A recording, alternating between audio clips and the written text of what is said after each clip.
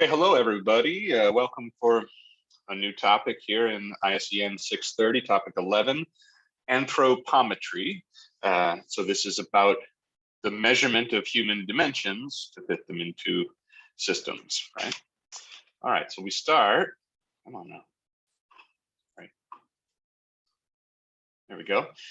Start with a definition of what this term means, right? So anthropometry comes from the Greek prefix or root anthropo, pertaining to humans. Metry is about measurement. So think of this as the statistics-based measurement, prediction, estimation, projection of human body dimensions. Okay. Sorry, it's a little slow for some reason here. Yeah, okay. So why do we study this? You know, it's obvious humans come in all shapes and sizes, but all shapes and sizes need to be able to interface physically with, the structures of our world. So, not only large enough and shaped in the right way to accommodate human bodies, but structured in a way that, human bodies can play their role, in order to produce force. For example, with a bicycle, we want to know things like what is the length of the leg that results in the most power, during the bike stroke or something like that. All right, good. So several things depend on how big are humans, or how long, or how wide, or whatever other dimension on their this particular body dimension we're designing for. All right, good. So first subsection, this is a relatively short topic here. Should be done with all of these videos within an hour, I hope. But the first one here, we're just going to first outline all of the ways that humans vary and that you might need to consider in designing for humans, that are in certain, demographics, certain groups of people. I love this. Go ahead, read that. All right, good. So humans vary in all of their dimensions. Several reasons for this. An obvious one is age. When we are, born, we are not full grown. That would be rough on our mothers. And so we grow to, adulthood, and then we shrink. And so I'm definitely in the shrinking part of life. You may not realize that there is a peak in terms of overall stature, in terms of overall, body dimensions, and then we shrink. Actually, there are some dimensions that continue to grow our whole lives, like our ears. They will grow our whole life, they keep getting larger, right? Okay, so factors due to sex. So obviously men and women are shaped different, but as a fundamental, just overall mass, body size, women are roughly 92% of male dimensions when you do the grand average there. Children and teens can vary quite a bit. This is why there are charts that track pediatric height, weight charts. I remember this with both of my kids. It varies so wildly. You want to. It's hard to classify. Until you get to that adult size. Women, sorry, ladies, you shrink more as you age, are affected more so by bone degradation, over the years of being ground down by gravity.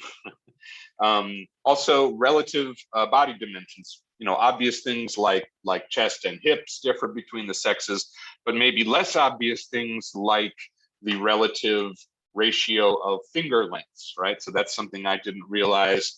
And actually, according to what we have here, I guess I'm sort of masculine, but the more that the ring finger to index finger ratio, this is, I guess, somehow an indication of testosterone at a certain point in development. So, and between men and women, that ratio tends to differ. All right. So racial and ethnic groups, there are obvious size differences, in different races of people. Americans are not the largest, but we tend to be, as a general population, some of the largest. And a lot of this has to do, there's genetic history here, but also things that tie into, you know, the prosperity of a country, the diet that's available. You know, that can take generations to have an effect on like nutritional sorts of standards and things. And I don't say that anyway. Well, for what I'm saying here, there are different parts of the world where people will be different sizes just from the genetic histories there. So here's just kind of some history. And then, you know, this also kind of illustrates the point that you're going to want to go to your population and know as much as you can about them if you're designing for them. So I have a paper here on Canvas in the supplementary material you may want to check out. But I really like this article because it was designing for Malaysian elderly people. So this is like an elder care facility in Malaysia. And so rather than say, let's look at your average elderly man and woman or whatever, they went specifically to, you know, data sets and collected data with that population in particular. Because, you know, going with your average human could vary quite a bit based on, you know, where they are in the world. If you're looking at, you know, like the ethnic populations there. All right. There we go. The occupation you may be designing for may dictate a lot about the human dimensions, right? So obviously, if you're a sportswear a manufacturer for this sport, you have different sized users than this sport. And similarly, within a single sport, you may have characteristic variability in the body dimensions. So, or, you know, not sport, but any domain. So this is occupation, let's say, then, you know, then these are two occupations where there can be very differently sized humans, you know, working on the same field or in the same system. All right, so that might matter for things like, well, I just thought of this, you know, our turnbuckles, you know, are these ropes here on the sides of the pro wrestling ring. They have to be able to accommodate a variety of different anthropometries in order to get their right balance, right? So you may have to consider a large variance in your target population. Okay. Generational factors, as I mentioned, there are generations in which, you know, the prosperity of the previous generation tends to support a larger, healthier human in the next generation.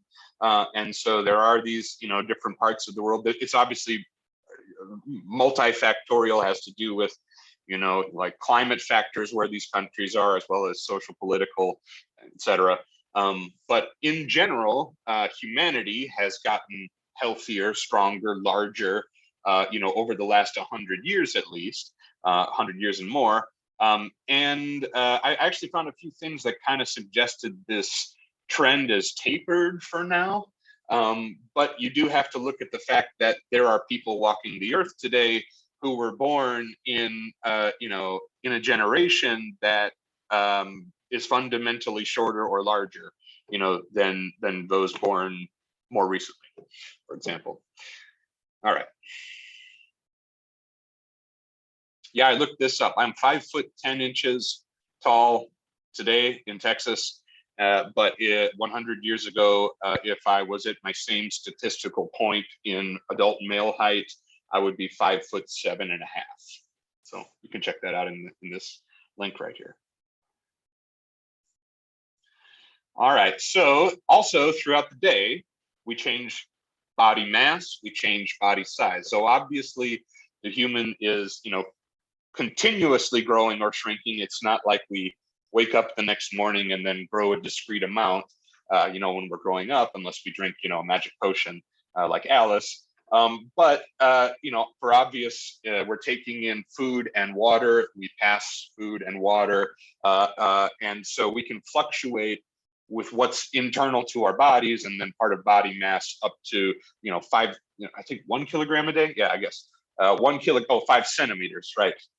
1 kilogram and 5 centimeters, you know, or 2.5, you know, 2 inches basically, over the course of a day. So yeah, so mostly to do with our water intake. We have quite a bit of water weight that, you know, we take in and eliminate at times. But this was surprising to me that we fluctuate up to 5 centimeters. And this is just about when we wake up in the morning and we had been laying prone, then gravity sort of flattened us out.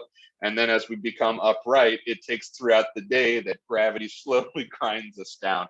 I think if you think about all of the muscles and ligaments that are required in keeping your entire human skeleton upright, that's a little bit of an easier way to understand how, okay, well, how is that shrinking me over the day? But yeah, up to 5 centimeters or roughly 2 inches, throughout a day.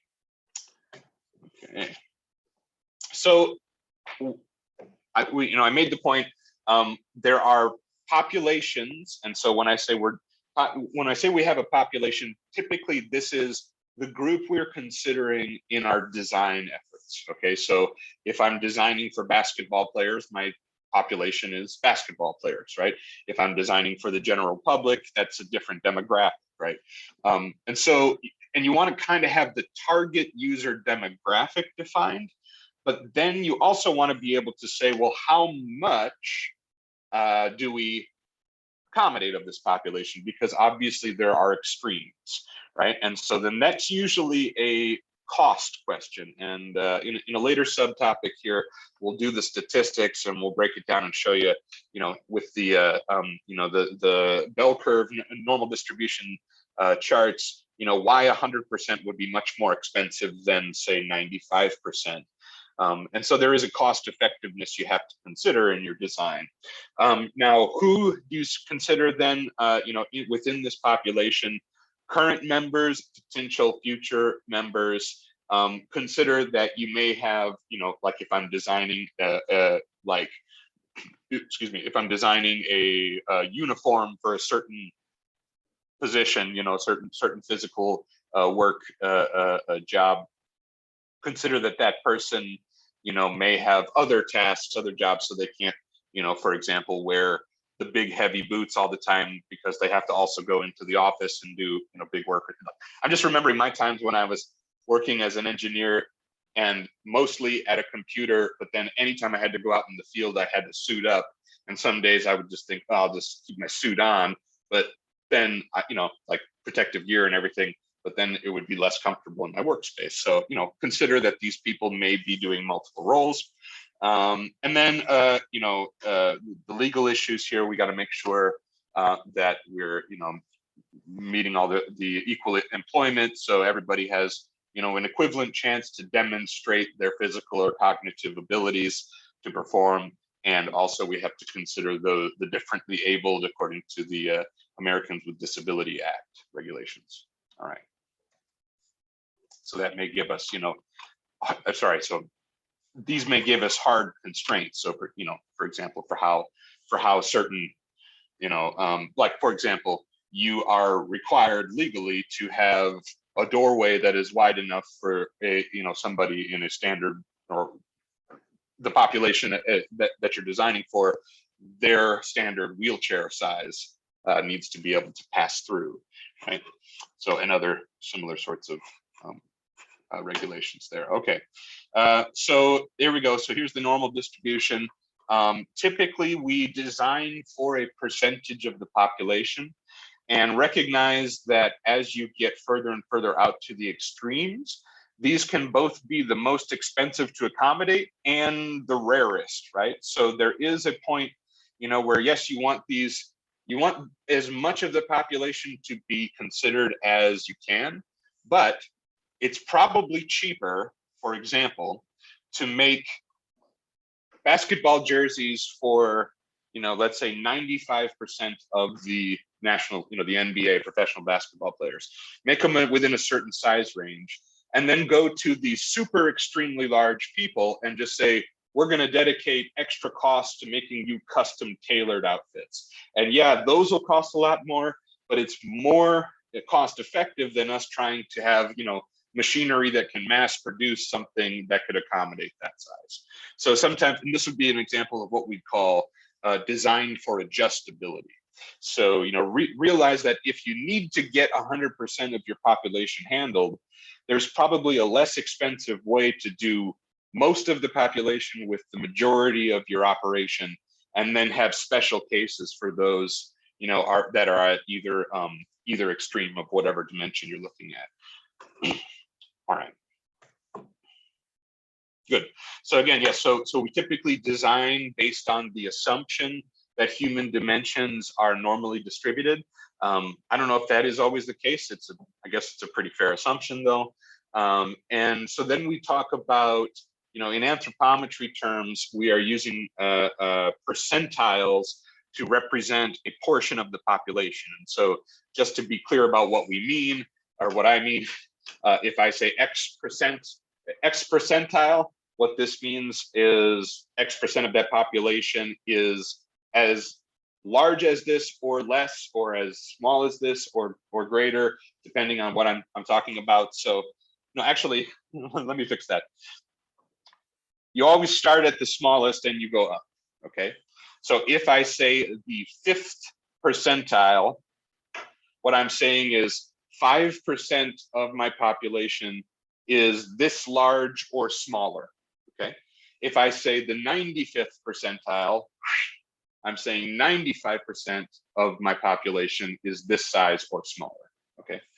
50th percentile, that's another way of saying the mean value. Okay. So an example here. So if I, yeah, right. So if our user group, the 25th percentile ends up being 60 centimeters, this means that 75% of our user group is taller than that. Okay. And if a door height is 60 centimeters and the stature for the 25th percentile human for your population is 60 centimeters, this means only 25% of your users are going to pass right through the doorway or just under it, right? Okay, that's this subtopic. Thanks.